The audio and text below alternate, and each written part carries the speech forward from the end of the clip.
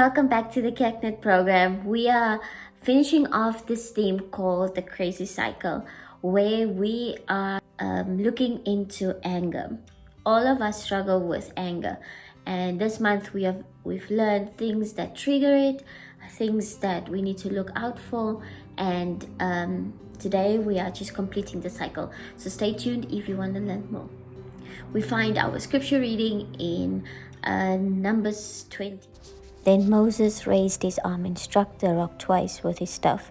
Water gushed out, and the community and their livestock drank. But the Lord said to Moses and Aaron, because you did not trust in me enough to honor me as holy in the sight of the Israelites, you will not bring this community into the land I gave.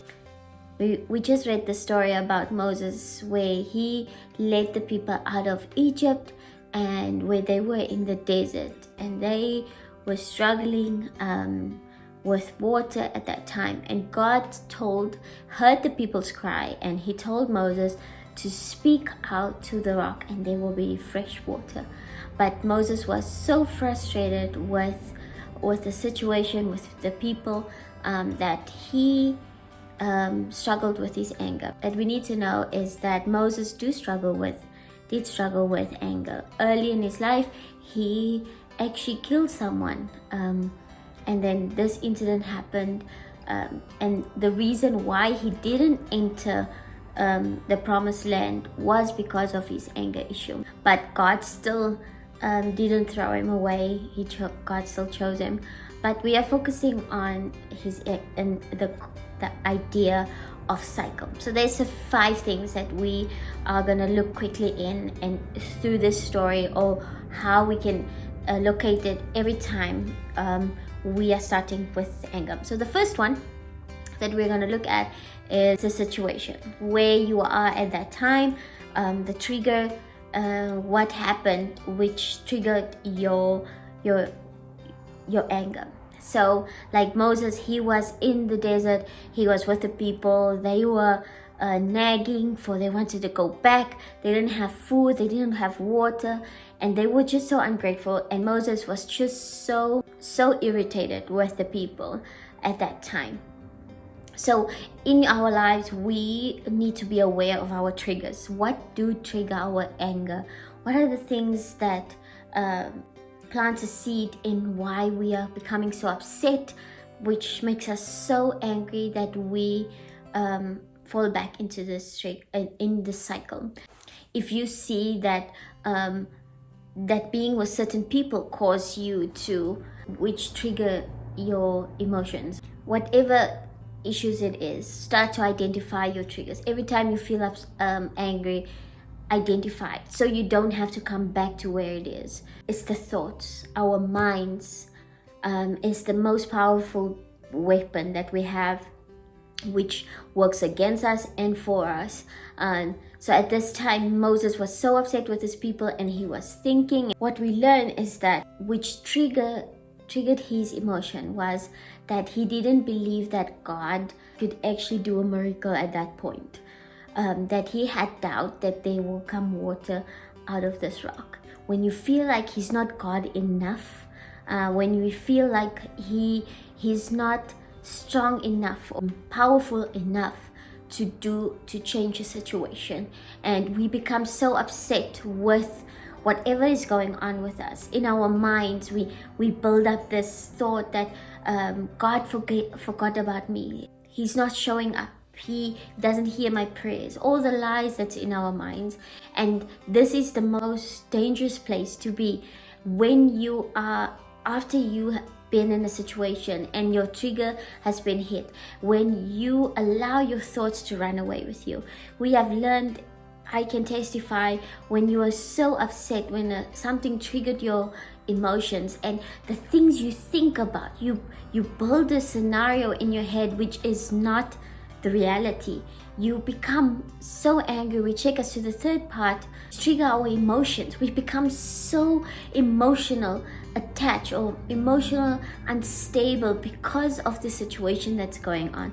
We are so caught up in the feelings that we're experiencing, which it's all up in our minds. Do we realize that most of the time when we are angry, the argument happens in our minds? The scenario builds up in our minds, and this causes us to be in the cycle constantly because of the battle of the mind. Romans says that we need to be renewed through our minds. We need to put on the helmet of salvation to constantly remind us that we are saved, that God's grace is enough for us to protect us through this negative thought.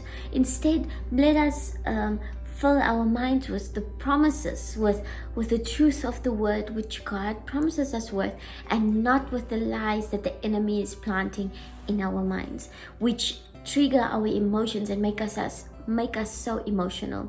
Everything that comes after this, we think and see it through that glasses. We see it that people are just out there to get you. People are just there to make fun of you. People don't take you seriously. So the anger just builds up because of our emotions. So we need to ask God to protect our hearts, which so many times in scripture we are reminded that God needs to protect our hearts through the thinking, through things that we build up to. The fourth thing that in this cycle that we see, it's the symptoms. This is when your body is starting to show you that something is not right. When you become tense, this is when your heart rate is going up. This is when you feel tense. When is your head is starting to ache. Your heart, that's how people die from heartaches and stress and strokes, because of the anger that's going on. And if we are not careful to fall back into the cycle, this issue of the symptoms that we experience will cause the rest of our lives. This will cause that everything in our lives will come back to this, and we do not want to be sick. We don't want to be weary in our emotions, and because of this unhealthy thoughts, this unhealthy thing of what anger can do to us. And finally, we see it in our behavior. Some of our behaviors start off by the way we talk to others, how we treat others, we can become disrespectful. We can, some of us struggle with violence. Some of us struggle with the violence with our mouth, the tongue, which becomes such a dangerous tool. And we can go on with the list.